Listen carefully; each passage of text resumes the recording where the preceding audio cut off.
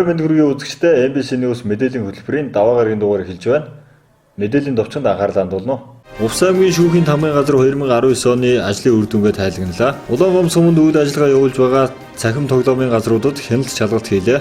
Хүн сөд аж ахуй хөнгөн үйлдвэр яам, онцгой байдлын ерөнхий газар хамтарсан ажлын хэсэг Увс аймагт ажиллаж байна. Эдгээр болон бусад мэдээллийн дэлгэрэнүүд анхаарлаа хандуулна. Эхний мэдээ. Увс аймгийн шүүхийн тамгын газар нь 2019 оны ажлын үр дүнг тайлагналаа. Увс аймгийн шүүх нь 2019 онд хүний амнаас эрүүл мэндийн эсрэг 110, бусдын эд хөрөнгийг хулгайлах 56, хүчин дэх 15 хэрэг зэрэг эрүүгийн шинжтэй 209 хэрэг дээр хянан шийдвэрлэн ажиллажээ. Увс аймаг дэх шүүхийн тамгын газар нь Увс аймгийн эрүү иргэний хэргийг давж заалдах шатны шүүх, сум дундын эрүүгийн хэргийг анхан шатны шүүх, Увс аймаг дэх сум дундын иргэний хэргийг анхан шатны шүүх, захиргааны хэргийг анхан шатны шүүхийн нийт 10 шүүгч, шүүхийн захиргааны 26 ажилчин нийт 36 хүний орон тоотойгоор аймгийн 19 сум 93 баг 700 гаруй аж ахуй нэгж байгуулах 82,000 гаруй иргэдэд шүүх эрх мэдлийн үйлчлэгийг хэрэгжүүлэн ажиллаж байна. За тус шүүх нь Увс аймгийн эрүү иргэний давж заалдах шатны шүүх, Увс аймаг дэх сум дундын иргэний хэргийн анхан шатны шүүх, Увс аймаг дэх сум дундын захиргааны хэргийн анхан шатны шүүх, Увс аймаг дэх сум дундын эрүүгийн хэргийн анхан шатны 10 шүүгчийн орон тоотойгоор захиргааны 26 ажилтан нийт 36 орон тоотойгоор үйл ажиллагаагаа явуулж байна. Нийт аймгийн 19 сум 93 баг 700 гаруй аж ахуй нэгж 82,000 гаруй иргэд шүүх хэрэгтийн үйлчлэгийг амжилттай хэрэгжүүлж байна. Тус шүүхийн тамгын газар нь 2019 онд 1-р шүүхийн захиргааны ажилтны хөгжлийг дэмжих цогц гаргах хэмжээ зохион байгуулах, хэргийн гөргөний удирдлагыг хариуцлагатай ерөн нөлөөтэй хэрэгжүүлэх цогц арга хэмжээ авч хэрэгжүүлэх, шүүгчийн хараат ус шүүхийн аюулгүй байдлыг хангах, судалгаа суурилж үйл ажиллагаагаа төлөвлөх, шүүхийн төшөв санхүүгийн хариуцлагыг дээшлүүлэх, ерөн ашгийг нэмэгдүүлэх цогц арга хэмжээг авч хэрэгжүүлсэн чиг үүрэг төлхөө анхааран ажиллаа. Увс аймаг дэх сум дундын эрүүгийн хэргийн анхан шатны шүүх нь 2019 онд 262 холбогдогчтой 229 эрүүгийн хэрэг хүлээн авч 14 холбогдогчтой 7 хэрэг бүртгэлд мөрдөн байцаалтад буцааж 5 холбогдогчтой 3 хэргийг хэрэгсэхгүй болгоно, 4 холбогдогчтой 3 хэргийг харьяаллын дагуу шилжүүлж 233 холбогдогчтой 209 хэргийг шийдвэрлэж 27 холбогдогчтой 16 хэргийн үлдэгдэлтэй гарчээ. За манай шүүх 2019 онд эрүүгийн 209 хэрэг хэн шийдвэрлсэн байна. За энэ 209 хэрэгт 233 хүн ял шийдвэрлсэн. Энэ гэмт хэргийн төрлөөр нь авч үзвэл хүний амнаас эрүүл мэндийн эсрэг хэрэг 110 хэрэг, бусдын эд хөрөнгийг хулгайлах хэрэг 56. За энэ 56-гийн 14 мал хулгайлах гэмт хэрэг байна. За зам тээврийн хэрэгслийн хөдөлгөөний аюулгүй байдал ашиглалтын журам зөрчсөн 9 хэрэг, хүчинтэй гэмт хэрэг 15 хэрэг. За энэс 3 хэрэг нь бага насны хүүхдээ эсрэг үйлдвэрсэн гэмт хэрэг байна. Энэ байгаль орчны эсрэг гэмт хэрэг 6. Ийм төрлийн хэрэгүүд шийдвэрлсэн байна. Нийт ял шийдвэрлсэн хүмүүсийг ямар шийдвэрлсэн талаар мэдээлэхэд 95 хүн торгох ял өнөгдүүлсэн, 49 хүнд нийт тусдаа ажил хийх ял, 39 хүн хорих ял өнөгдүүлж өнөөс 4-ийн шийдвэр тогтоол гүйцэтгийг хойшлуулж 35 хүний хорих ялыг бичлэн нийтлүүлсэн байна. За хүмүүжлийн чанарт албад гарах хэмжээ 4 буюу 4 насны хүнд хүмүүжлийн чанарт албад гарах хэмжээ авагдсан. 40 хүнийг тэнсэн гинэ аргалцсан байна ялгын болохгүйгээр. За ингээд нийт шийдвэрлсэн гэмт хэргийн улмаас 10 хүний амнаас хохирсон, 118 хүний гэмт хэргийн улмаас хохирчулсан гэсэн мэдээлэл байна. Увс аймгийн иргэний хэргийн давж заалдах шатны шүүх нь 2019 оны бүтэн жилийн байдлаар нийт 22 иргэний хэрэг хүлээн авч 19 иргэний хэргийг хянан шийдвэрлэж, 1 иргэний хэргийн оролцогч давж заалдах хомлоос татгалцсан бол 2 иргэний хэрэгт өөрчлөлт оруулж 7 иргэний хэргийн анхан шатны шийдвэрийг хүчингүй болгож дахин шийдвэрлүүлэхээр шүүхэд буцаажээ. За 2019 онд Увс аймгийн эрүү иргэний хэргийн давж заалдах шатны шүүхийн ерөнхий зөвлөлөөс дэвшүүлсэн зорилт болно. Шүүхийн таслах ажиллагаагаа хэвийн хэмжээнд өргөжлүүлэн гүйцэтгэжирлээ. За 2019 онд иргэний 26, эрүүгийн 19, захиргааны зөрчилтэй 5 хэргийг хянан шийдвэрлэж нийт 55 хэргийг хянан шийдвэрлсэн. За эдгээр нь 2018 оны онд шийдвэрлсэн хэргийн тоонд хүрэхгүй байгаа боловч бас эдрет өгөхтэй маргаантай ийм олон авдас хэргийг өнөө жил бид нар уншиж шийдвэрлэсэн. 2020 онд бид нар бас шүүхийн ерөнхий зөвлөлөөс дэвшүүлсэн зорилттой хэрэгжүүлж ард иргэдтэй үйлчилж шүүхийн хүртээмжийг ил дод нээлттэй хүн зөрчилгүй чирэгдэлгүй болгох талаас нь ажиллана. Шүүхийн ерөнхий зөвлөлөөс 2020 онд дэвшүүлсэн зорилт хараахан гарч амжаагүй байгаа. Энэ зорилтыг одоо энэ 2020 он буюу хулган жилдээ бид нар одоо хамт олноороо амжилттай хэрэгжүүлнэ гэдэгтээ найдаж байна. Тэгээд нийт Увс аймгийн ард иргэдэд ирж байгаа энэ хулган жилдээ эрүүл энх байж сонсон хүссэн бүхнээ биелүүлж сайн сайхан аз жаргалтай амьдрахыг хүсэн яриаж байна. Увс аймаг дахь захиргааны хэргийн анхан шатны шүүх нь 2019 онд иргэн хуулийн этгээдээс шинээр 27 нэхэмжлэлийг хүлээн авч хуульд заасан үндэслэлээр нэг нэхэмжлэлийг буцааж 25 хэргийг хуулийн хугацаанд хянан шийдвэрлэсэн нь өмнөх оноос 15 хэрэгээр буюу 37.5%-аар буурчээ. Оны эцэст 3 хэргийн үлдэгдэлтэй гарч хянан шийдвэрлэх ажиллагаа 37.5%-аар буурсан үзүүлэлттэй байна. Оны эцэст 3 хэргийн үлдэгдэлтэй гарч хянан шийдвэрлэх ажиллагаа явуулж байгаа юм а. За Увс аймаг дахь захиргааны хэргийн анхан шатны шүүх 2019 онд урд оны 2 хэргийн үлдэгдэлээр шинээр иргэд хуулийн этгээдээс 27 нэхэмжил хүлээн авч хуулийн хугацаанд 25 хэргийг хянан шийдвэрлэсэн. За ингээ 3 хэргийн үлдэгдэлтэй гарсан байгаа. Урд оныхтой харьцуулахад 15 хэрэгээр буюу 37.5%-аар буурсан үзүүлэлттэй гарсан. Тус шүүхээр хянан шийдвэрлэгдсэн нийт хэргийн 51% нь бол нэхэмжил гаргасан хуулийн этгээд буюу иргэдийн зөрчигдсөн эрхийг сэргээн тогтоож хамгаалж хянан шийдвэрлсэн байгаа. Захиргааны хэргийн шүүхэд нэхэмжил гаргахстын 44% нь бол иргэд 40% нь бол хуулийн этгээд 16% нь бол захиргааны байгууллага албан тушаалтан эзлэж байгаа. 2019 он бол захиргааны хэргийн шүүхэд бас сайхан он жил болж өнгөрсөн. Ингээд манай захиргааны хэргийн шүүхийн 15 жилийн оо тохиосон. 15 жилийн оогоо тохиолдуулаад манай шүүх тамгын газартай хамтраад 15 төрлийн ажлыг бол амжилттай зохион байгуулж явуулсан байгаа. Та бүхэнд энэ өдрийн мэндийг хүргэе. Увс аймаг дахь сумдуунд иргэний хэргийн анхан шатны шүүхийн хувьд 2019 онд 3 шүүгчийн бүрэлдэхүүнтэй ажилласан. За нийтдээ 2019 онд 771 хэргийг хүлээн авч 562 хэргийг хянан шийдвэрлсэн. За тэгээд улсад иргэний хэргийн анхан шатны шүүх улсын нэмтийн хураамжийг бол хууль тогтоомжийн дагуу бүрдүүлдэг байгаа. За тэгээд нийт Увс аймгийн төрийн сангийн даансанд 2019 онд 60 сая 583 мянга 491 төгрөгийг оруулж ажилласан байна. За мөн манай иргэний хэргийн анхан шатны шүүхийн дэргэд эвлэрүүлэн зуршлагч ажилладаг байгаа. Өөрөөр хэлэх юм бол иргэний хэргийн маргааныг зарим төрлийн маргааныг бол эвлэрүүлэн зуршлагч маань хариалан авч шийдвэрлэдэг. За тэгээд эвлэрүүлэн зуршлагч 2019 онд нийтдээ 295 өргөдлийг хүлээн аваад нийтдээ 291 өргөдлийг эцэслэн хянан шийдвэрлсэн ийм дүгнэлттэй. За ийм байдлаар одоо 2019 оны шүүмжлэх ажиллагаа явагдсан байна. Энэ онд тус шүүхийн шүүгчид захиргааны хэрэг шүүхэд хянан шийдвэрлэх тухай хуульд заасан ажиллагааны хүрээнд 140 захирамж, 2 тогтоол, ерөнхий шүүгчийн захирамж 24-ийг боловсруулан ажилласан байна. Түүнчлэн иргэн хуулийн этгээдэд ирүүлсэн 13 өргөдөл хүсэлт гомдол болно. Бусад байгууллагаас ирүүлсэн 18 албан бичгийг хүлээн авч хэрэг хянан шийдвэрлэх ажиллагаатай холбоотой болон бусад асуудлаар 78 албан бичгийг үйлдэн ажиллажээ. Дараагийн мэдээ. Улаангом сумын засаг даргын 2020 оны 1-р сарын 14-ний А-Тэг 7 тоод захирамжаар томилогдсон ажлын хэсэг Улаангом суманд үйл ажиллагаа явуулж байгаа цахим тоглоомын газруудад хяналт шалгалт гэж ажиллалаа. Улаангом сумын засаг даргын 2020 оны 1-р сарын 14-ний өдрийн А-Тэг 7 тоод захирамжаар томилогдсон ажлын хэсэг Улаангом суманд үйл ажиллагаа явуулж байгаа цахим тоглоомын газруудад хяналт шалгалт хийж ажиллалаа. Зарим тоглоомын газрууд эрүүл ахуйн шаардлага хангахгүй байгаатай холбогдуулан мэргэжлийн хяналтын улсын байцаагчийн актын дагуу зөрчлийг арилгах хүртэл хугацаанд үйл ажиллагааг нь зогсоолоо.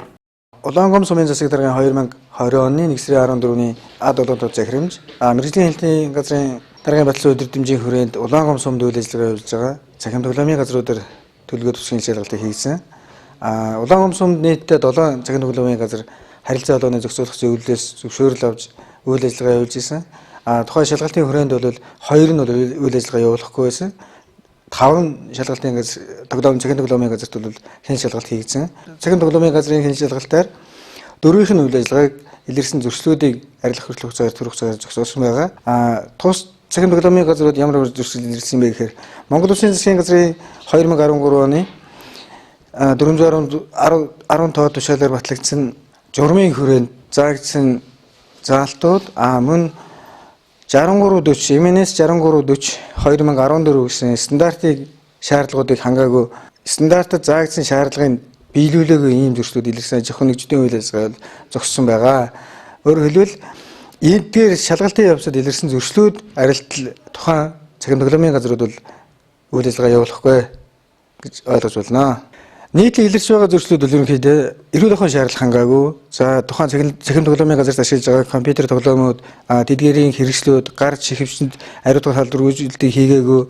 За тоглоомчдын цахим тоглоомын газраар үйлчлүүлж байгаа үйлчлүүлэгчид гар хөлөө цэвэрлэх, ариутгах, тэр нөхцөл боломж хувцас өлгөх өлгөөр байгаагүй. За цахим тоглоомын хэрэгслүүдийг засвар үйлчлэгээ хийх өрөө таслагаагүй. За 2 цахим тоглоомын газар бол харилцаа холбооны зохицуулах зөвлөлөөс авах ёстой. Гэрчилгээ үе тусгай зөвшөөрлгүй байсан. Тусгай зөвшөөрлөө авахар цагдаагийн газар, мэргэжлийн хэлтийн газар, онцгой байдлын газраас материалаа бүрдүүлээд явуулсан байсан. Эдгээр гэрчилгээ зөвшөөрлөл нь эртэл өөр хэлбэл үйл ажиллагаа явуулахгүй гэсэн үг ээ. За 1 сарын 14-нд Улаангом сумын засаг даргын А7 захирамжаар ажлын хэсэг байгуулж Улаангом сумд үйл ажиллагаа явуулж байгаа интернет кафе цахим тоглоом газруудад хяналт шалгалт үзүүлгээр яваад ирлээ. Дархимжийн дагуу мэргэжлийн хэлтийн газраас, цагдаагийн газраас төлөөлөл ороод хяналт шалгалтын үйлчилгээ эхлүүлсэн байгаа. Иргэд Улаангом сумд 7 байгууллага үйл ажиллагаа явуулж байгаа газруудаар нэг өрчлөн орж мэргэжлийн байгууллагуудад заавар зөвлөгөө өгч явлаа. Ерөнхийдөө бол орсон газруудад ихэнх зөрчил нь бол хүн руугаа чиглэсэн бас үйл ажиллагаа хийхгүй байна. Мэдээж тэр агаар жуулалт бол хангалтгүй байна, гэрэлтүүлэггүй байна. Мэргэжлийн хэлтийн улсын байцаагч байна. Энэ газруудад бол зөвлөмжийг хөргүүлж байгаа. Гарч байгаа зөрчлүүд арилгасан тохиолдолд бол таашаа үйл ажиллагаа явуулах боломжтой болно. Улаангом суманд нийт 7 цахим тоглоомын газар үйл ажиллагаа явуулдгаас ариун цэврийн шаардлага хангаагүй, үйлчлүүлэгчийн 5 тухтай орчин бүрдүүлж ажиллаагүй болон албан ёсны зөвшөөрөлгүй үйл ажиллагаа явуулдаг зэрэг зөрчлүүд ихээр илэрч байна. Цахим тоглоомонд хүүхэд гэлтгүй насанд хүрсэн залуус ихээр донтож байгаа талаар мэргэжлийн хэлтийн газраас анхааруулж байна.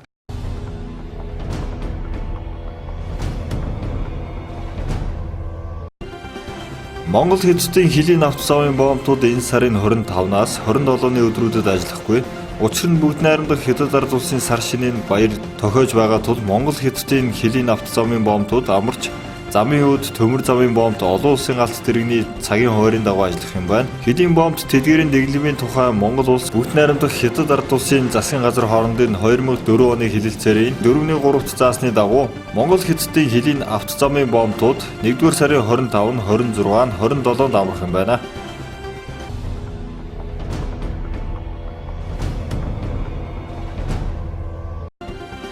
Өнөөдөр шинэ намын зөвлөлд хуралдан хуралдаанаар дараах асуудлыг хэлэлцэн шийдвэрлэхээр товолсон байна. Үүнд эрчим хүчний салбарын өнөөгийн байдал, төрөөс эрчим хүчний талаарх баримтлах бодлогын хэрэгжилт болон тус салбарт оруулсан гадаад дотоод хөрөнгө оруулалтын үр өгөөж. Бичил уурхайн бодлогын асуудал, улсын нэг хурлаар хэлэлцэгдэж байгаа гэр бүлийн тухай хуулийн шинжлэгдсэн найруулгын төсөл болон хамт өргөн мэдүүлсэн хуулийн төсөл, ерөнхийлөгчийн сонгуулийн тухай болон хамт өргөн мэдүүлсэн Монгол улсын ерөнхийлөгчийн сонгуулийн тухай хуулийг дагаж мөрдөх журмын тухай хуулийн төсөл, аймаг нийслэл сум дүүргийн иргэдийн төлөөлөгчдийн хурлын сонгуулийн тухай болон хамт өргөн мэдүүлсэн аймаг нийслэл сум дүүргийн иргэдийн төлөөлөгчдийн хурлын сонгуулийн тухай хуулийг дагаж мөрдөх журмын тухай хуулийн төслийг хэлэлцэх юм байна.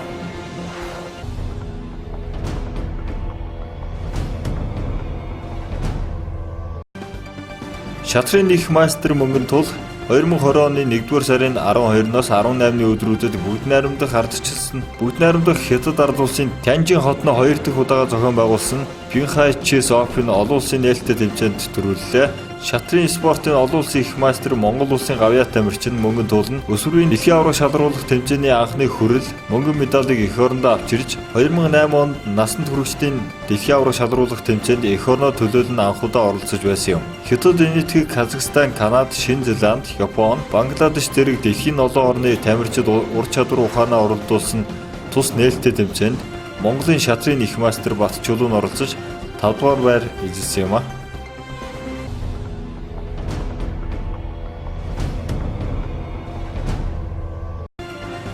Улсын хурлын гишүүний халдшгүй байдлыг дэд хорооны хуралдаанаар өнөөдөр Улсын хурлын гишүүн Номтой Баярын бүрэн эрхийг төтгөлзүүлэх хүсэлтийг хэлэлцгээр төлөвлөж байсан ч тодорхойгүй хугацаагаар хойшлогдлоо. Учир нь тус дэд хорооны эрт 100% бүрдэж байж Номтой Баярын асуудлыг хэлэлцэн гэдгийг халдшгүй байдлын дэд хорооны дарга нэмдорж өнгөрөгч Баасан гарагт мэдээлсэн юм. Гадаадд томилолттой ажилласан улсын их хурлын гишүүн Дүндээ Жанцсан ирсэн байгаа ч Хүнс хөд аж ахуйн хөнгөн үйлдвэрийн сайд улаан томилолтоос ирээгүй байгаа тул улаан сайдыг ирэхээр дэд хороо бүрэн бүрэлдэхүүнээрээ хэлэлцэх юм байна. Гишүүний халдшгүй байдлын дэд хороонд улсын хурлын гишүүн Инх Төвшин, Улаан, Инх болд Дүндээ Жанцсанаар багтдаг бөгөөд тус дэд хороог хууль зүй дотоод хэргийн сайд нэмдорж ахалдаг юм. Улсын их хурлын гишүүн Номтой Баярын бүрэн эрх төтгөлзүүлэх саналыг улсын ерөнхий прокурор Жаргал сайхан 1-р сарын 16-нд улсын хурлд өргөн мэдүүлсэн билээ.